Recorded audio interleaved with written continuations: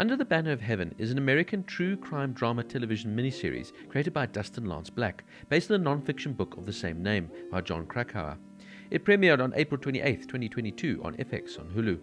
Andrew Garfield and Gil Birmingham star as two detectives investigating a brutal murder seemingly connected to Mormonism. The series, while reigniting controversy in the Mormon faith, received favorable reviews. The premise revolves around the faith of police detective Jeb Parry, who is shaken when investigating the murder of a Latter-day Saint, mother and her baby daughter, that seems to involve the Church of Jesus Christ of Latter-day Saints, otherwise known as the Mormon Church. The cast includes Andrew Garfield as Detective Jeb Parry, the main detective on the case, as well as a Mormon man. Gil Birmingham as Detective Bill Tubber, a Paiute man and a non-Mormon, as well as the co-detective on the case. Adelaide Clemens as Rebecca Parry, Jeb's wife. Sandra Seacat as Josie Pyer, Jeb's mother who's suffering from Alzheimer's. Daisy Edgar Jones as Brenda Lafferty, Alan's wife and who is murdered at the start of the show. Billy Howe as Alan Lafferty, Brenda's husband and one of the Lafferty brothers. Wyatt Russell as Dan Lafferty, the second oldest of the Lafferty brothers. Sam Worthington as Ron Lafferty, the oldest of the Lafferty brothers. Denise Goff as Diane Lafferty, Ron's wife. Seth Numerick as Robin Lafferty, the third eldest of the Lafferty brothers. Rory Culkin as Samuel Lafferty, one of the Lafferty brothers. Christopher Hazendahl as Eamon Lafferty, the father and the leader, initially, of the Lafferty family. And Chloe Perry as Matilda Lafferty, Dan's wife. The book was initially intended to be adapted to a film in the beginning of 2011, but unfortunately it was delayed numerous times. And in June 2021, it was announced to now be developed as a miniseries, with Dustin Lance Black retained as screenwriter and David Mackenzie serving as director. The show has been, though, criticized for the overuse of the phrase Heavenly Father, especially in the earlier episodes. This has been explained as a deliberate decision to establish the vocabulary of the show to an audience unfamiliar with it. Another criticism was also the overuse of the word brother.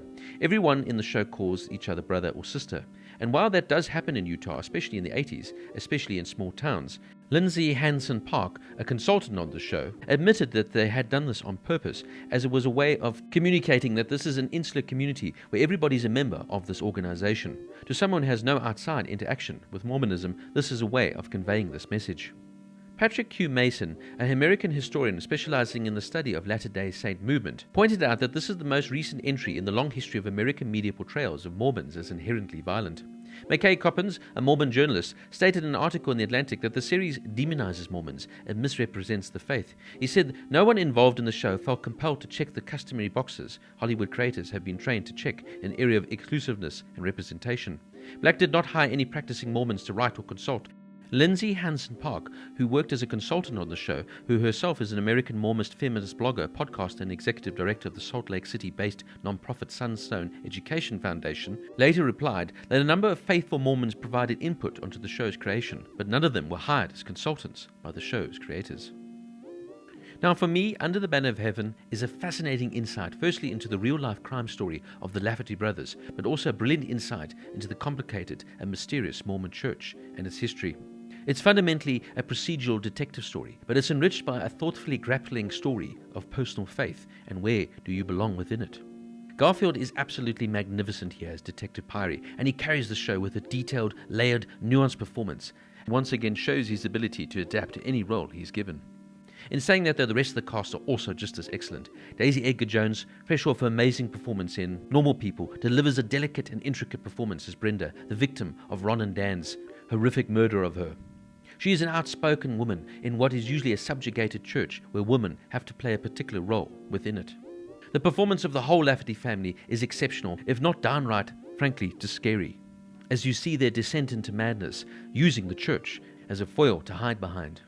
Sam Worthington as Ron and Wyatt Russell as Dan are truly frightening as you see their descent into madness. Both play their roles with such conviction and believability. I found Wyatt Russell here superb as the softly spoken but crazed Dan with so many different viewpoints and ideologies. Where initially Sam Worthington's Ron is the sort of linchpin of the family, the rock if you will, and he looks like the man that will carry this family forward into the new era. Instead, though, he gets influenced by Dan and goes further and further into madness. As both brothers use religion as a crutch for reasons to hide what fundamentally is their psychopathic tendencies. Billy Howe as Alan also pulls off a very emotional performance here, as he peels back the layers, as he tells you more about the Mormon history and their own history of his family. Adelaide Clemens plays Rebecca Pyrie, Jeb's long-suffering wife, with poise, as does Sandra Seacat as Josie Pyre, Jeb's mother, who's battling with Alzheimer's. A very good performance. One of my favourite characters, though, in the whole show has to be Gil Birmingham as Detective Bill Tubber. For me, he's the foundation of the story, if you will, the sort of strength when all the other characters lose their way. He offers a worldly and wise perspective with fantastic insights and grounded logical viewpoints, and I love the evolution of his relationship and friendship with Pyrie as Pyrie starts to question his own faith and beliefs, and Pyrie almost reaches out to Bill as a way of guiding him through this uncertain waters. Jill just delivers every line with such confidence and stride of a man who has lived life and seen the reality of the world, and for me has some of the best written lines within the whole show.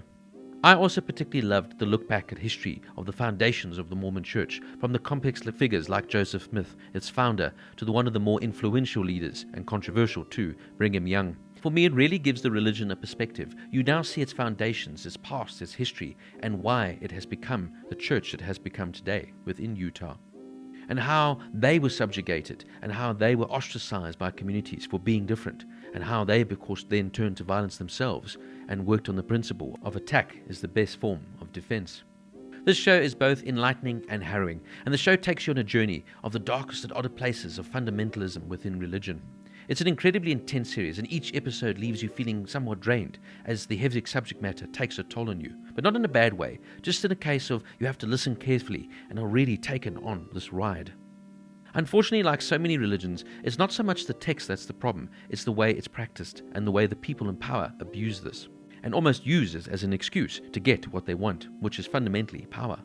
Now, of course, polygamy within the Mormon Church has always been one of the most controversial issues, and the Mormon Church's more fundamentalist sector, the FLDS, still practice this outlawed, outdated practice today, where it really feeds to the male ego and creates the idea of power within their community. I mean, look at the case of Warren Jeffs, an FLDS leader who was convicted of 2 felony counts of child sexual assault, for which he was serving a life sentence, plus 20 years. The Lafferty brothers, initially led by their abusive and power-hungry father, fall slowly into the descent of madness, as they use the more fundamentalist practices of the Mormon Church to basically get what they want, fulfilling their ego-driven and power-hungry selves, as they cannot accept how life is changing before their eyes. It's the same story unfortunately, with so many religious organizations that walk the fine line between faith and cult, requiring the members to give up basic freedoms on the basis of fear and ostracization. I'm sure that there are many more good people within the Mormon Church, but this story is, at the end of the day, fundamentally about one family and one true crime story that unfortunately happened in and around the Mormon Church's more fundamentalist side. And rather than hiding away from this, the show really jumps boldly into this. It tells you exactly what the Mormon Church is, how they practice, and how a detective now on the other side of the Mormon Church, who has only known this life, questions his own beliefs after seeing some of the history of his own founders.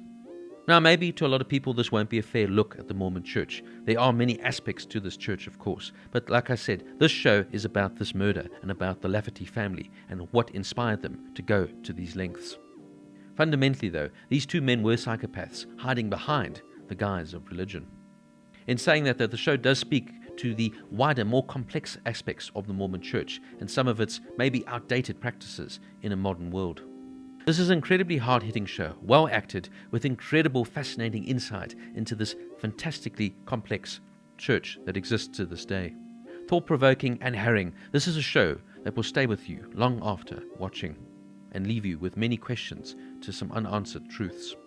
Under the Banner of Heaven gets a 9 out of 10.